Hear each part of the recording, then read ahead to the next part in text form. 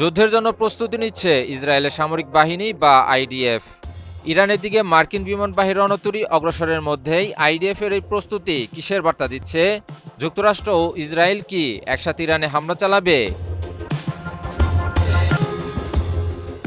যুক্তরাষ্ট্রের বিমানবাহী রণতরী US Abraham লিঙ্কনকে ঘিরে মধ্যপ্রাচ্য জুড়ে বিরাজ করছে বেশ থমথমে পরিস্থিতি। একটি ভুল সিদ্ধান্তই পুরো পরিস্থিতিকে রূপ দিতে পারে ভয়াবহ দিকে।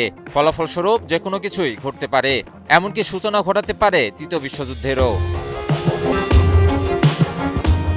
ইসরায়েলের সামরিক বাহিনী বা আইডিএফ এর নর্দার্ন কমান্ডের প্রধান মেজর জেনারেল রাফি মিলো জানিয়েছেন যে আইডিএফ সকল ফ্রন্টেই প্রস্তুত রয়েছে। মিলো জানান, ইরানের উপর মার্কিন হামলার ফলে ইসরায়েলের বিরুদ্ধে ইরানের প্রতিশোধ নেওয়ার সম্ভাবনার জন্য সামরিক বাহিনী প্রস্তুতি নিচ্ছে। চ্যানেল 12 নিউজে সম্প্রচারিত মন্তব্যে মিলো বলেন, আমরা জানি না পরিস্থিতি কোন দিকে যাচ্ছে। আমরা পারস্য উপসাগর এবং সমগ্র মধ্যপ্রাচ্যে আমেরিকানরা যে শক্তি বৃদ্ধি করছে তা দেখতে পাচ্ছি। মিলো বলেছেন যে মার্কিন যুক্তরাষ্ট্র ইরানে আক্রমণ করার সিদ্ধান্ত নিলে যে কোনো উত্তেজনার জন্য সেনাবাহিনী উচ্চতর সতর্কতায় রয়েছে। তিনি উল্লেখ করেন যে আমেরিকা যদি ইরানে আক্রমণের সিদ্ধান্ত নেয় এবং আমাদের কাছে এমন তথ্য থাকে যে এর প্রভাব ইসরায়েলের উপর পড়তে পারে, তবে ইরানের সম্ভাব্য যে কোনো পাল্টা জবাব মোকাবিলা করতে আমরা সম্পূর্ণ প্রস্তুত। মিলো আরও জানান, হিজবুল্লাহ এই সংঘাতে বড় পরিসরে জড়িয়ে পড়ে কিনা সেদিকেও ইসরায়েল তীক্ষ্ণ নজর রাখছে।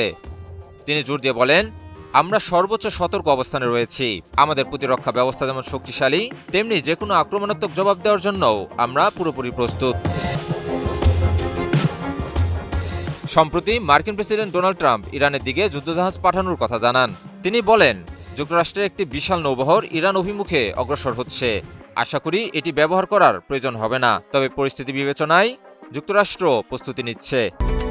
Japan Bangladesh joint venture company JBS holdings limited. এদিকে ইরানের একজন ঊর্ধ্বতন কর্মকর্তা কড়া হুঁশিয়ারি দিয়ে বলেছেন যে ইরান তাদের উপর হওয়া যে কোনো আক্রমণকে সর্বাত্মক যুদ্ধ হিসেবে গণ্য করবে এবং সে অনুযায়ী কঠোর ব্যবস্থা নেবে। এখন দেখার বিষয়, পুরো পরিস্থিতি কি পারস্পরিক হুমকি ধামকিতে সীমাবদ্ধ থাকে নাকি তার রূপ নেয় এক ভয়াবহ যুদ্ধে। ইমন আলী, নিউজ 24।